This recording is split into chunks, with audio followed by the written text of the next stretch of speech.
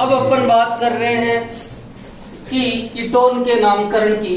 और कीटोन का एक नामकरण होता है सामान्य नाम और एक होता है IUPAC नाम। ठीक है, एक होता है सामान्य और एक होता है IUPAC। अब देखो एक मिनट कि कीटोन जो होता है वो दो प्रकार का होता है, एक सरल कीटोन होता है और एक मिश्रित कीटोन होता है। कैसे? इस C डबल बॉन्ड O जो होता है इसके दोनों ओर कीटोन होता है, सॉरी दोनों ओर R होता है तो वो होता है कीटोन। ठीक है, यदि दोनों R बराबर है अर्थात मैं कह सकता हूं कि R और R डैश बराबर है। C डबल बॉन्ड O के दोनों तरफ R है, यदि R और R डैश बराबर है तो वो होता है सरल कीटोन। और यदि R not equal to R dash तो होता है मिश्रित कीटोन। जैसे ईथर था सरल ईथर और मिश्रित ईथर, उसी तरह से कीटोन भी सरल कीटोन और मिश्रित कीटोन। अब सामान्य नामकरण की बात करूं तो सामान्य नामकरण में सरल कीटोन जो होता है उसका तो नाम आता है di alkyl ketone. Di alkyl ketone जैसे CH3 double bond O CH3 अर्थात ये एक सरल कीटोन है तो इसका जो सामान्य नाम होगा डाई मैथिल कीटोन। क्या नाम होगा? Di methyl ketone.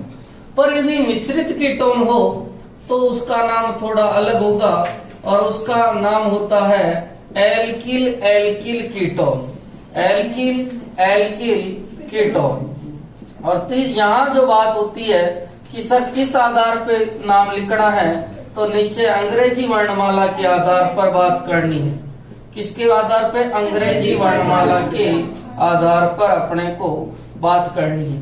एथिल और मैथिल दोनों हो तो अपने को एथिल का नाम पहले लिखना है और मैथिल का नाम बाद में लिखना है। ई पहले आता है जैसे CH3 CH2 C double bond O CH3 है तो मुझे ये इधर एथिल है और इधर मैथिल तो मैं पहले लिखूंगा एथिल मैथिल कीटोन। ऐसे ही ईथर में लिखते थे, ठीक है, एल्किल एल्किल ईथर और यहाँ कीटोन में लिख रहे हैं एल्किल एल्किल कीटोन।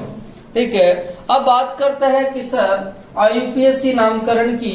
तो IUPAC नामकरण में कीटोन का जो अनुलग्न एक तो होता है पूर्व लग्न और एक होता है अनुलग्न। ठीक है, और आपको खुद को ही पता है कि सर इसका जो अनुलग्न होता है वो क्या होता है? ऑन। क्या होता है? ऑन। और जबकि इसका पूर्व लग्न होता है या तो कीटो या ऑक्सो। ठीक है, कीटो या ऑक्सो। ठीक है, अब मैं कुछ यौगिक ले रहा हूँ, यौगिक के सामान्य नाम और IUPAC नाम की बात करते हैं। ठीक है, यौगिक है और यौगिक का सामान्य नाम और IUPAC नाम। सामान्य नाम और IUPAC नाम। आप IUPAC नाम आप खुद लिख लेंगे। ठीक है, मैं कुछ सामान्य नाम की बात करूं। जैसे पहला है मेरे पास में CH3 C double bond O CH3। ठीक है, आप देखो ये सरल है कि मिश्रित है भैया? सरल है। सरल है तो नाम होगा डाई मैथिल कीटोन। क्या नाम होगा? Di methyl ketone. और इससे भी गजब बात यह है कि इसका जो साधारण नाम या बोलचाल का नाम थोड़ा फेमस नाम है और वो ध्यान रखना है।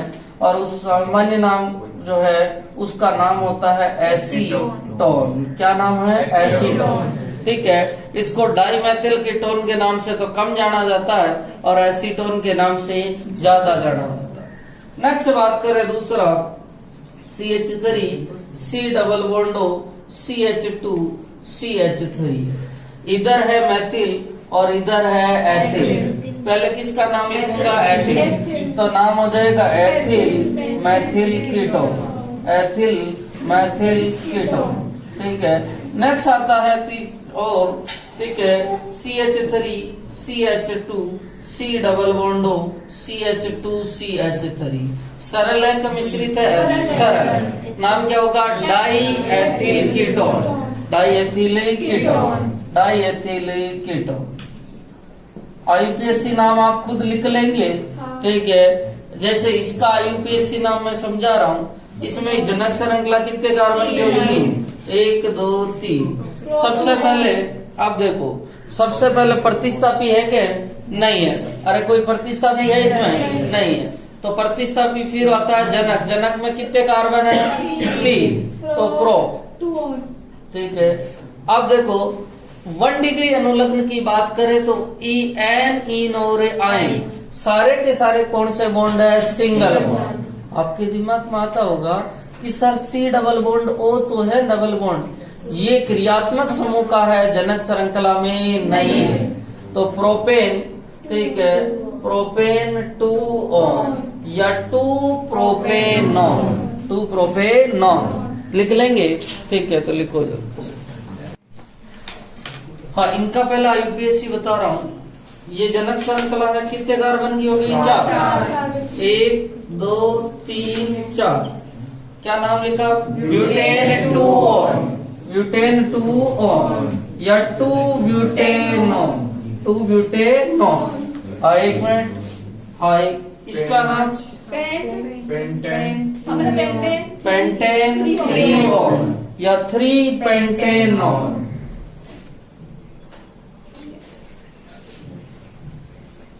नेक्स्ट बात करते हैं, इधर देखना, इधर है CH3, इधर क्या है भैया? CH, और इधर क्या है? प्रोपिल। अरे भाई एल्किल, एल्किल की बात कर रहे हैं, ठीक है। 3 कार्बन की एल्किल कौन सी होती है? प्रोपिल। क्या होती है? प्रोपिल। तो देखो एक तो है, उधर तो है मैथिल। प्रोपिल आपको बताई मैंने 2 प्रकार की होती है। कौन कौन सी होती है वो बताएंगे आप? इन दोनों में फर्क क्या है? ये एन प्रोपिल है और ये आइसोप्रोपिल है। बताना पड़ेगा अपने को कि कौन से वाले प्रोपिल है, एन प्रोपिल है क्या आइसो। अब देखो 1 मिनट, एक तो जुड़ा हुआ है मैथिल और एक जुड़ा हुआ है एन प्रोपिल। पहले किसका नाम आएगा? मैथिल का। तो मैथिल एन प्रोपिल कीटोन, और कई जगह आप एन भी नहीं लिखे तो भी कोई दिक्कत नहीं। मैथिल एन इसलिए लिखा है क्योंकि प्रोपिल के 2 रूप है, एक एन प्रोपिल है और एक आइसोप्रोपिल है, ठीक है। हाँ 1 मिनट, ये कौन सी प्रोपिल है? आइसो। और ये मैथिल। तो पहले किसका नाम आएगा? आइसो। तो isopropyl Maithil ketone, isopropyl Maithil ketone. हाँ 1 मिनट, इसका थोड़ा सामान्य नाम अलग होता है और इसका नाम होता है मैसिटिल ऑक्साइड। क्या नाम होता है? मैसिटिल ऑक्साइड।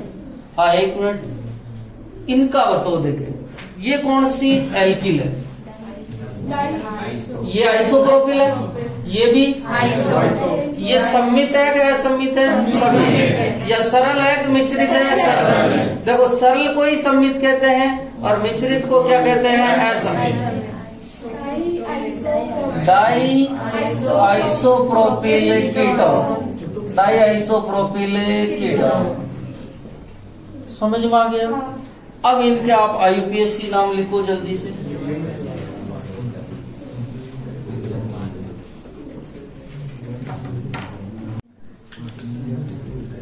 अब देखो 1 मिनट, इसका तो सामान्य है, नंबरिंग किधर से करूं? इधर से 1 2 3 4 5। हाँ 1 मिनट, क्या कोई प्रतिस्थापी है क्या? नहीं है। प्रतिस्थापी के बाद में किसकी बात करता है? जनक। जनक से में कितने कार्बन है? 5। 5 के लिए क्या आता है? पेंट, ठीक है। 1 डिग्री अनुलग्न एन, पेंटेन। फिर कितने पे? 2 ऑन, पेंटेन 2 ऑन। 1 डिग्री अनुलग्न होते हैं एन, इन, आइन, और 2 डिग्री होते हैं क्रियात्मक समूह। अब देखो 1 मिनट, इसमें ये वाली जनक श्रृंखला हो गई। हाँ एक नंबरिंग किधर से करूँ? इधर से। देखो अपन ने वरीयता दी थी कि सर क्रियात्मक समूह पहले, फिर बहुबंध और फिर प्रतिस्थापन। 1 2 3 4 यही होगा। हाँ 3 मैथिल एक मिनट, ब्यूट सारे के सारे सिंगल बॉन्ड है तो ब्यूटेन 2 ऑन हाई। सबसे इंपॉर्टेंट यही है। एक मिनट देखो, इधर से 2 नंबर पे क्रियात्मक समूह है, जबकि इधर से 2 नंबर पे प्रतिस्थापन। किसको वरीयता मिलेगी? क्रियात्मक। ठीक है, 1 2 3 4 5 क्या कोई प्रतिस्थापी है? कितने पे? 4 मैथिल। अब देखो एक मिनट, जनक श्रृंखला में कितने कार्बन है? 5 के लिए क्या आता है? पेंट। अब देखो एक मिनट, ये जो डबल बॉन्ड है वो कितने नंबर पे है? 3।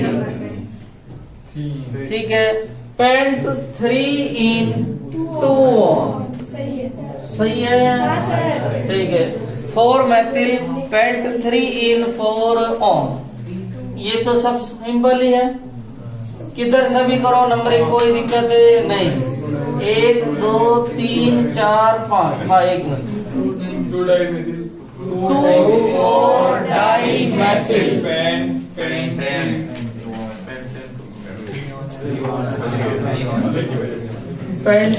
3 ऑन। हाँ एक मिनट। नेक्स्ट देखो, नेक्स्ट हेडिंग है कार्बोनिल समूह की प्रकृति।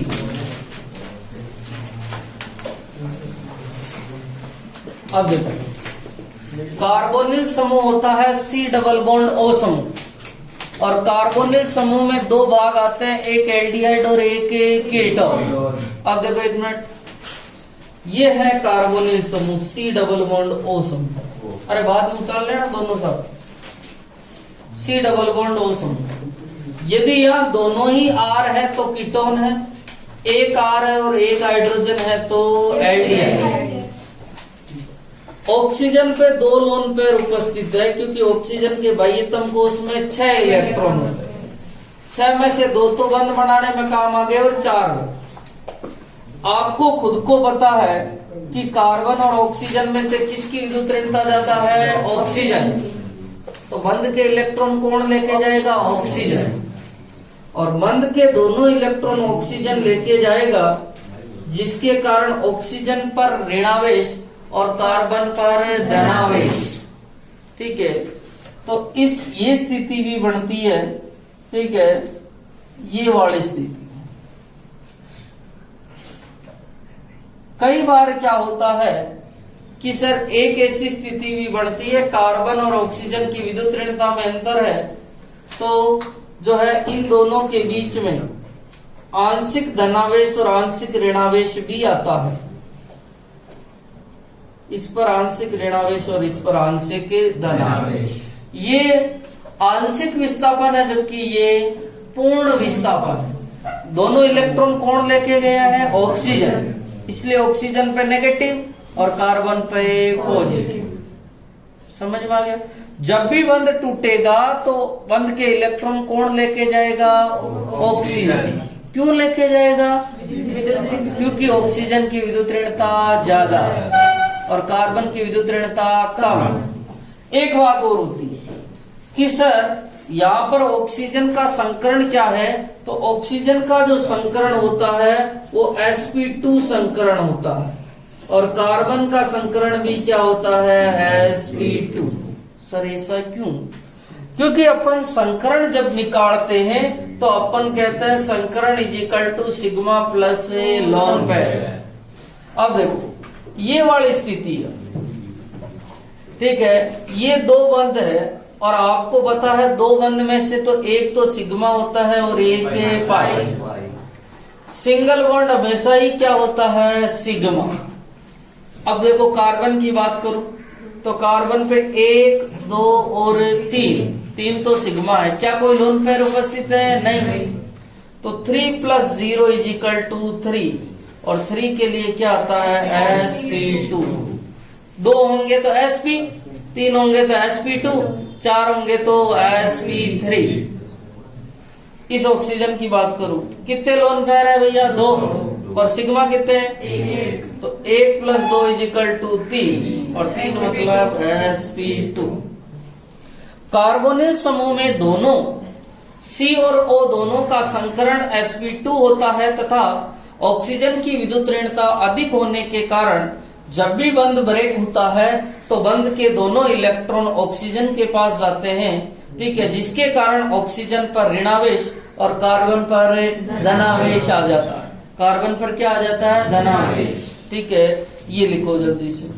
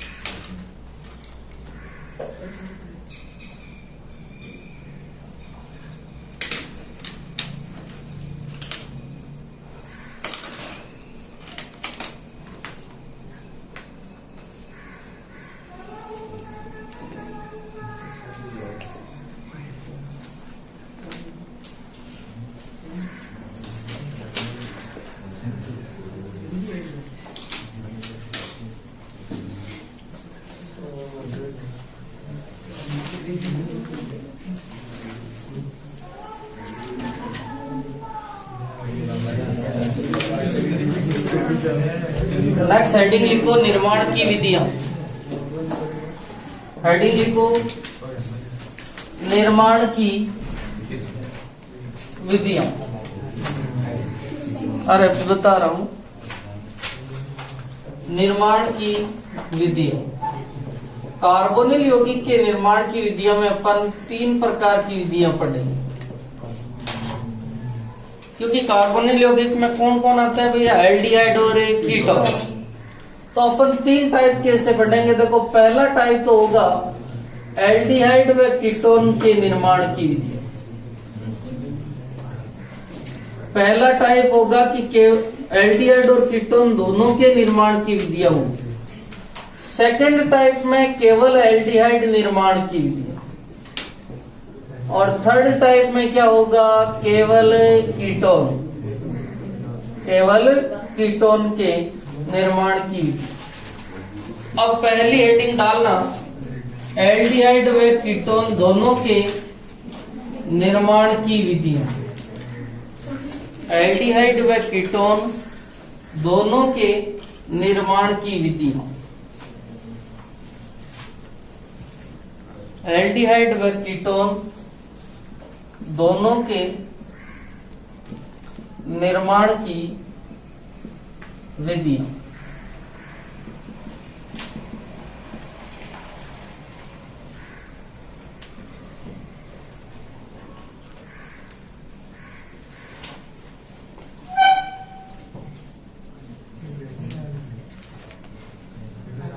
हाँ, अपने को ऐसी विधियां देखनी है जिसमें एल्डिहाइड भी बढ़ता हो और कीटोन भी बढ़ता हो। आपने जब एल्कोहल पढ़ा था तब एक विधि पढ़ी थी एल्कोहल के विहाइड्रोजनीकरण।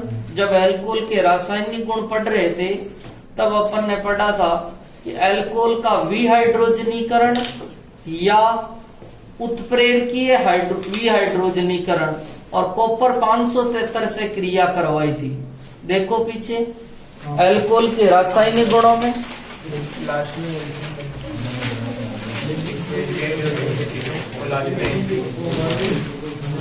1 डिग्री एल्कोहल एल्डिहाइड बनाता है, 2 डिग्री एल्कोहल कीटोन बनाता है और 3 डिग्री एल्कोहल एल्कीन बनाता है। अरे यही थी ना? अरे बोलो, ठीक है, सुनना, पहली विधि बोल रहा हूं। एल्डिहाइड और कीटोन के निर्माण की विधियों में सुनना, पहली विधि देखो, और इसका नाम है एल्कोहल के विहाइड्रोजनीकरण द्वारा। विहाइड्रोजनीकरण का मतलब क्या होता है भैया? हाइड्रोजन का निकलना, मतलब हाइड्रोजन निकलेगी। ये मेरे पास में कितने डिग्री एल्कोहल है बताना? RCH2OH, 1 degree. कितने डिग्री है भैया? 1 डिग्री। आपको कैसे पता चला 1 डिग्री है? क्योंकि OH जिस कार्बन से जुड़ा हुआ है उसकी डिग्री कितनी है? 1 डिग्री। ठीक है, अब देखो इसको मैं ऐसे भी बना सकता हूं CH3 CH2, अभी भी 1 डिग्री अल्कोहल है। और ये है CH3 CH CH3 और OH, ये कितने डिग्री अल्कोहल है? 2 डिग्री। जब मैं 1 डिग्री अल्कोहल की क्रिया कॉपर 573 केल्विन से करवाता हूं तो यहां से H2 निकलता है। देखो कैसे, इसको मैं ऐसे बना रहा हूं CH2 को। ठीक है, अब देखो एक हाइड्रोजन यहां से निकलेगा और एक हाइड्रोजन यहां से निकलेगा, और आपको पता है कि एक हाइड्रोजन यहां से निकला और एक हाइड्रोजन यहां से निकलेगा, तो यहां पर कौन सा बॉन्ड आ जाएगा? Double bond. तो क्या बनेगा? CH3 C double bond O और H, ये एल्डिहाइड बना के कीटोन बना एल्डिहाइड। ठीक है, और साथ में H2 निकल जाता है। ठीक है, ये 2 डिग्री अल्कोहल है। 2 डिग्री अल्कोहल में एक हाइड्रोजन यहां से निकलेगा और एक हाइड्रोजन यहां से निकलेगा, तो क्या बन जाएगा भैया? Double bond. ठीक है, इसकी भी क्रिया मैं कॉपर 573 से करवाता हूं तो बनता है CH3 C double bond O CH3, और साथ में क्या निकल जाता है? H2। ठीक है, तो ये क्या बना भैया? कीटोन। और अपन ने पहले भी चीख के कहा था कि जब 1 डिग्री अल्कोहल का, ठीक है, 1 डिग्री अल्कोहल की क्रिया कॉपर 573 से कराते हैं तो एल्डिहाइड बनता है, 2 डिग्री की कराते तो कीटोन, और 3 डिग्री में एल्कीन बनती थी। 1 डिग्री से एल्डिहाइड, 2 से कीटोन और 3 डिग्री से एल्कीन। अपने को एल्कीन बनानी नहीं है, अपने को एल्डिहाइड और कीटोन बनाना है, तो अपन ने 1 डिग्री और 2 डिग्री ले लिया। अब देखो दूसरी रिएक्शन भी आपने पढ़ी हुई है, वो देखना। ठीक है, एल्डिहाइड और कीटोन दोनों के निर्माण की विधि पढ़ रहे है ना। दूसरी विधि देखना, और दूसरी है अल्कोहल के ऑक्सीकरण से। किसके ऑक्सीकरण से? अल्कोहल के ऑक्सीकरण से। अल्कोहल के ऑक्सीकरण से, और ऑक्सीकरण का मतलब होता है ऑक्सीजन का योग और हाइड्रोजन का निकलना। ठीक है, या तो आप हाइड्रोजन निकाल दो या आप ऑक्सीजन ऐड कर दो। हाँ, 1 मिनट, मुझे बताओ अल्कोहल का ऑक्सीकरण करने पर क्या बनता है? जब जब भी अल्कोहल का ऑक्सीकरण किया जाता है तो क्या बनता है? अरे एक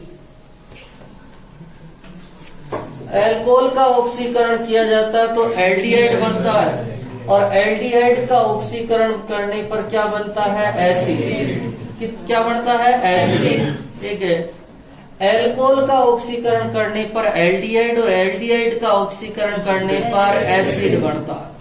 यदि ये 1 डिग्री के लिए बात होती है, 2 डिग्री अल्कोहल का जब अपन ऑक्सीकरण करते हैं तो क्या बनता है? कीटोन।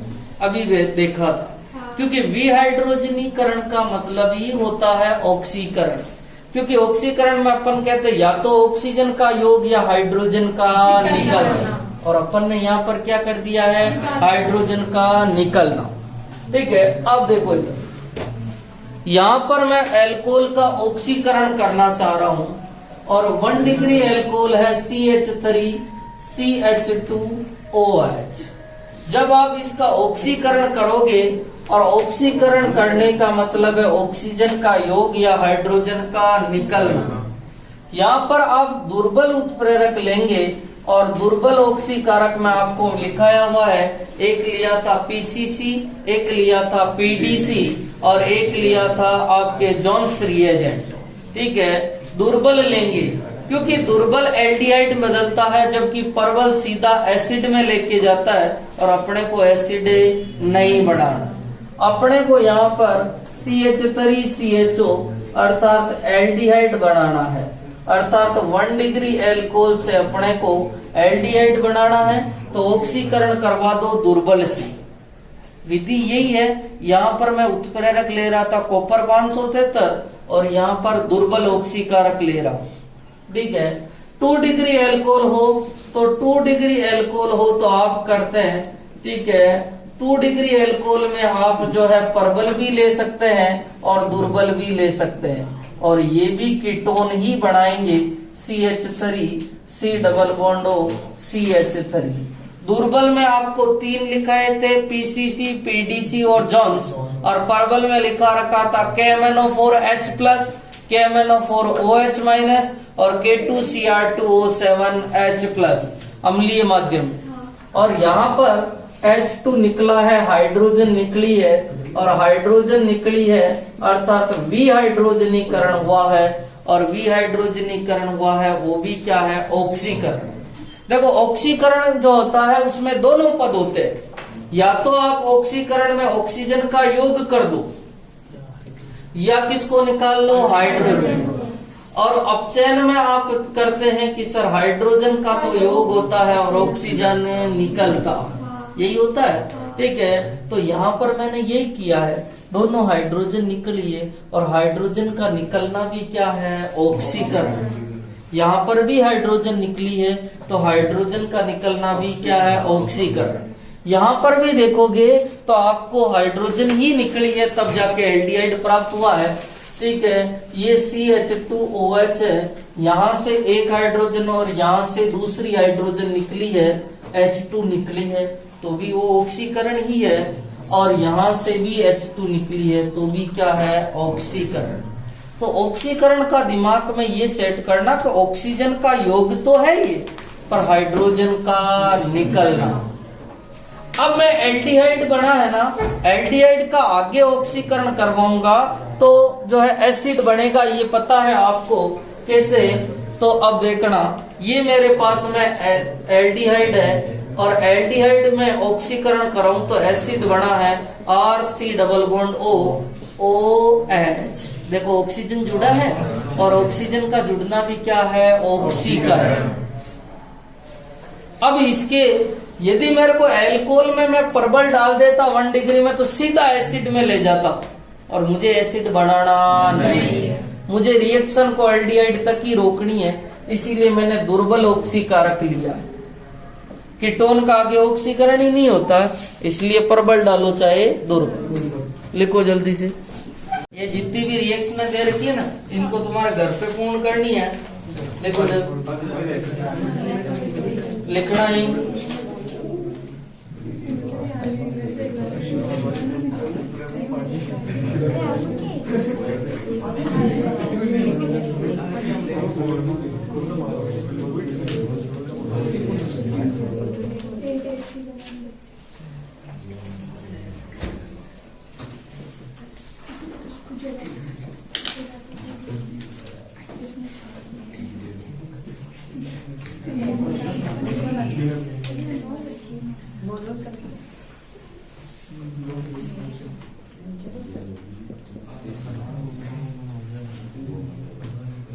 ये 500। फिर अपन नेक्स्ट थर्ड रिएक्शन स्टार्ट करते हैं।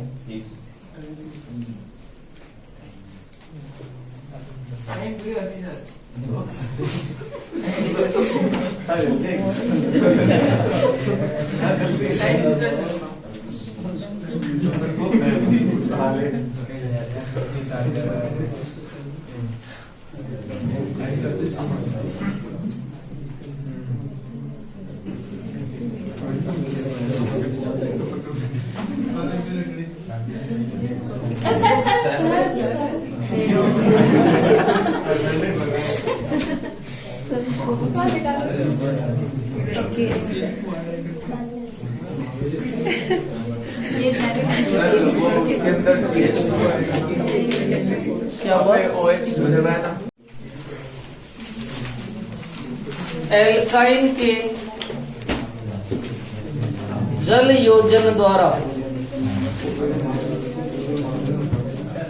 एल्काइन के जल योजन द्वारा,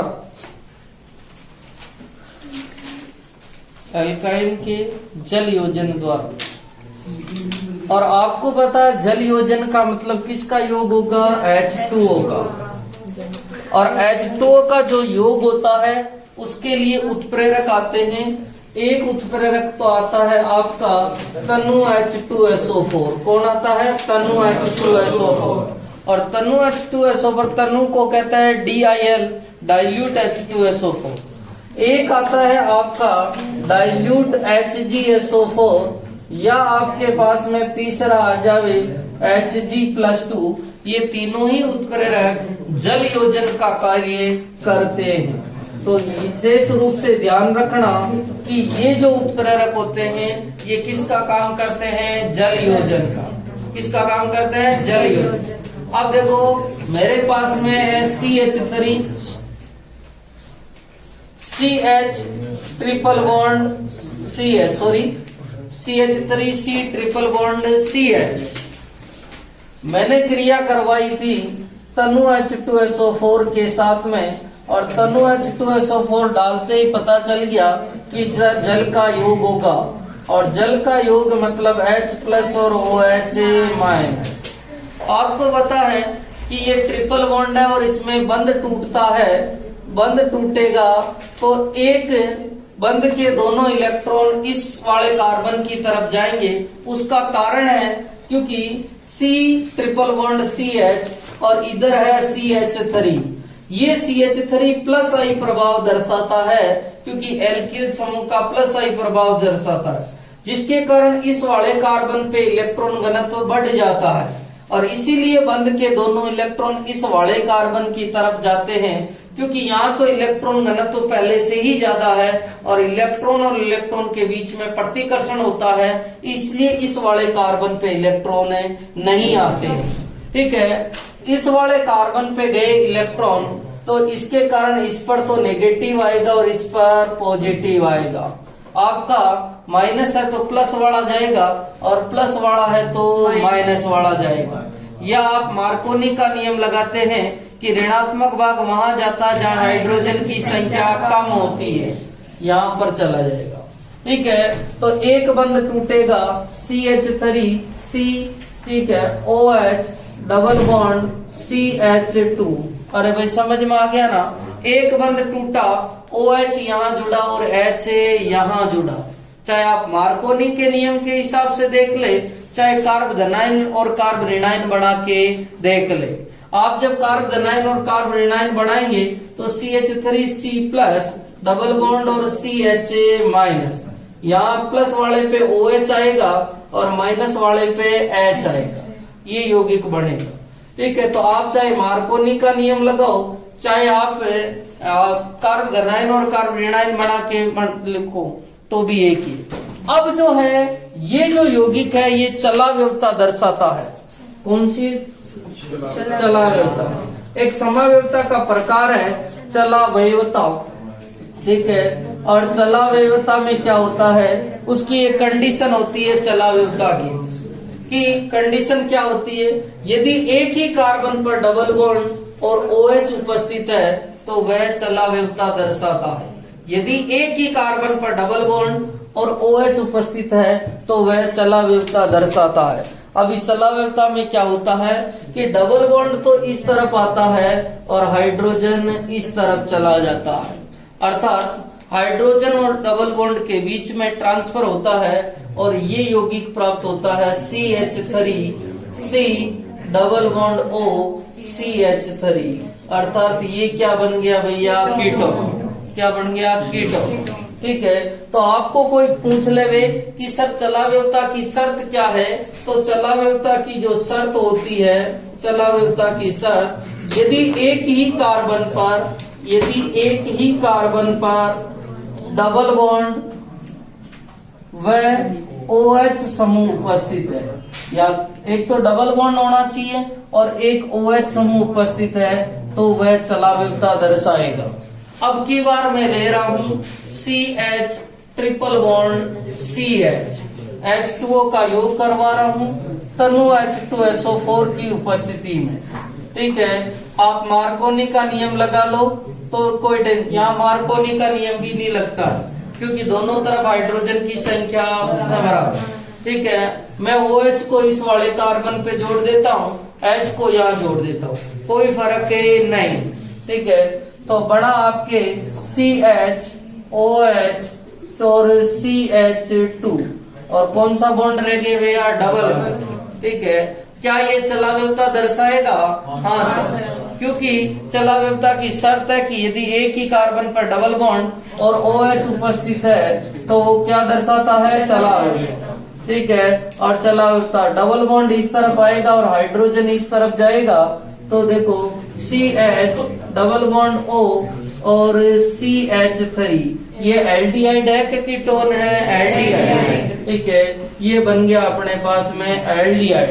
तो ध्यान रखना, एथाइन के अलावा जो भी एल्काइन होगा, एथाइन का मतलब 2 कार्बन वाला, 2 कार्बन के अलावा जो भी होगा वो कीटोन बनाएगा, केवल एथाइन क्या बनाएगा? एल्डिहाइड। ठीक है, जैसे आपके CH3C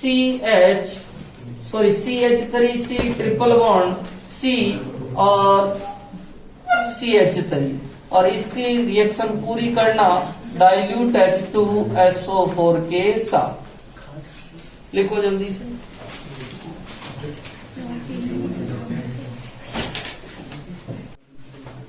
ये और उतारना, एक क्वेश्चन तो आपको घर के लिए ये दिया, एक और दे।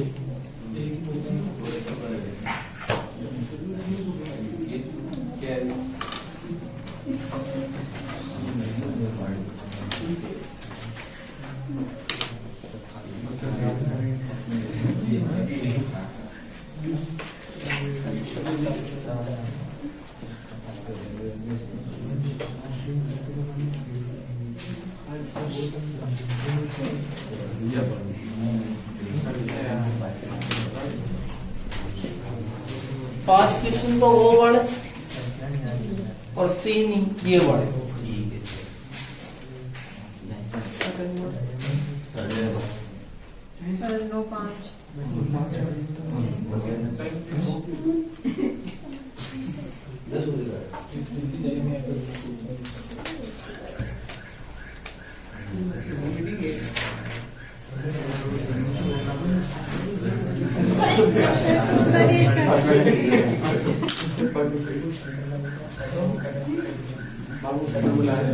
नेक्स्ट फोर्थ रिएक्शन लिखना।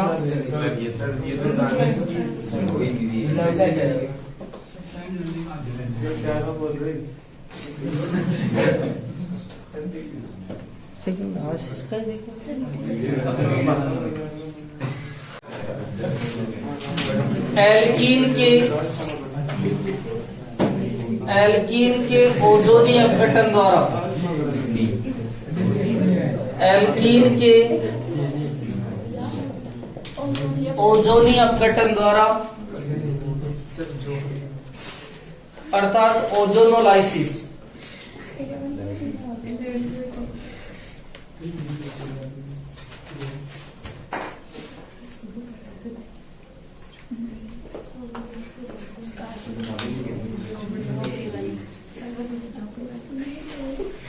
ये C डबल बॉन्ड C और R, ये एक एल्कीन है। सबसे पहले एल्कीन की क्रिया O3 के साथ में करवाएंगे तो झोंपड़ी बनेगी। एक मिनट, अब देखो एक मिनट, जो नए बच्चे हैं वो विशेष ध्यान रखना, डबल बॉन्ड की जगह अपने को O3 को जोड़ना है। कैसे जोड़ेंगे वो देखो। C एक R जुड़ा हुआ है और एक H जुड़ा हुआ है। इस वाले कार्बन पर भी एक R जुड़ा हुआ है और एक H। डबल बॉन्ड वाला स्थान जो है उसमें अपने को झोपड़ी बनानी है। ठीक है, और ये बन गई अपने पास में झोपड़ी। एक मिनट, यहाँ पर 2 अलग अलग रिएक्शन हैं, विशेष ध्यान रखना कि जिंक आ जावे तो क्या होगा और जिंक नहीं आवे तो क्या होगा। ठीक है, अब देखो अब इसकी क्रिया में जिंक और H2O के साथ में करवाता हूं। रिएक्शन कैसे होगी समझना कि इलेक्ट्रॉन कहां से आता है। अब यहां से बंध टूटता है वाई शेप में, ठीक है। अब देखो इस बंध के 2 इलेक्ट्रॉन है, एक इलेक्ट्रॉन ये और एक इलेक्ट्रॉन ये। इस बंध के 2 इलेक्ट्रॉन, एक ये और एक ये, और तीसरे इस बंध के दोनों इलेक्ट्रॉन ये। अब देखो इस कार्बन पर एक इलेक्ट्रॉन ये और इस ऑक्सीजन पर एक इलेक्ट्रॉन ये, अर्थात मैं बढ़ाता हूं C, एक R जुड़ा हुआ है और एक H जुड़ा हुआ है। नीचे की ओर कौन जुड़ा हुआ है? ऑक्सीजन, ठीक है।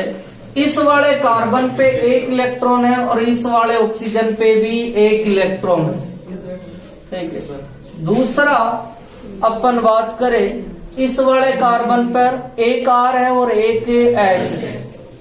इस वाले कार्बन पर भी एक R और एक H, ये ऑक्सीजन उपस्थित है। इस वाले कार्बन पे एक इलेक्ट्रॉन और ऑक्सीजन पे एक इलेक्ट्रॉन, दोनों डबल बॉन्ड बनाएंगे। एक इलेक्ट्रॉन ये और एक इलेक्ट्रॉन ये डबल बॉन्ड, एक इलेक्ट्रॉन ये और एक इलेक्ट्रॉन ये डबल बॉन्ड बनाएंगे। बचा कौन है भैया? ऑक्सीजन। बचा कौन है? ऑक्सीजन। ऑक्सीजन जो है वो जिंक के साथ में क्रिया करके ZnO प्लस H2O बनाता, ठीक है। होता क्या है कि पहले जो ये ऑक्सीजन है ये H2O2 बनाता है, पर H2O2 की क्रिया जब जिंक के साथ में करवाई जाती है तो H2O प्लस ZnO, ठीक है। अब यहाँ पर बात आती है कि सर ये एक एल्डिहाइड है, ये एक एल्डिहाइड। जो आपके उत्पाद बनेंगे वो दोनों एल्डिहाइड हो सकते हैं, दोनों कीटोन हो सकते हैं, और एक एल्डिहाइड और एक कीटोन। अब बात आती है कि सर जिंक यहाँ पर क्या काम करता है, समझना। H2O2 ऑक्सीकारक होता है। H2O2 क्या होता है? ऑक्सीकारक होता है।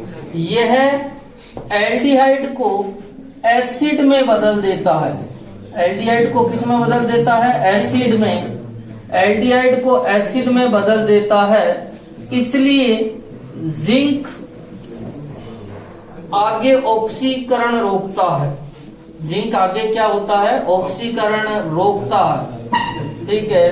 H2O2 जो बना है, H2O2 के साथ में जिंक क्रिया कर लेता है और इसे H2O प्लस ZnO में बदल देता है, ठीक है।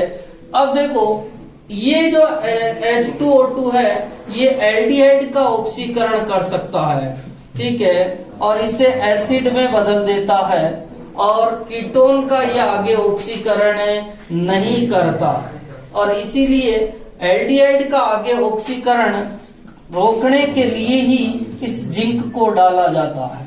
तो ध्यान रखना, जिस रिएक्शन में जिंक होता है उसमें तो केवल एल्डिहाइड तक रिएक्शन रुकेगी, और जिस रिएक्शन में जिंक नहीं होता है उसमें एसिड तक रिएक्शन चली जाएगी। जिंक ने क्या किया, ये देखो, यदि जिंक नहीं होता, ठीक है, और जिंक नहीं होता तो रिएक्शन यहाँ आ जाती और H2O2 बढ़ जाता, और H2O2 क्या करता है? एल्डिहाइड और दोनों एल्डिहाइड को किस में बदल देता? एसिड में।